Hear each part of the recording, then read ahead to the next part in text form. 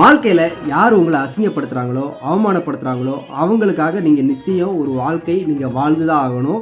நாம் ஒரு வாழ்க்கையை வாழ்கிறோம் பாருங்கள், சிறப்பான ஒரு தரமான ஒரு வாழ்க்கையை, அந்த வாழ்க்கை தான் அவங்களுக்கு நாம் கொடுக்கக்கூடிய ஒரு மிகப்பெரிய ஒரு தண்டனை.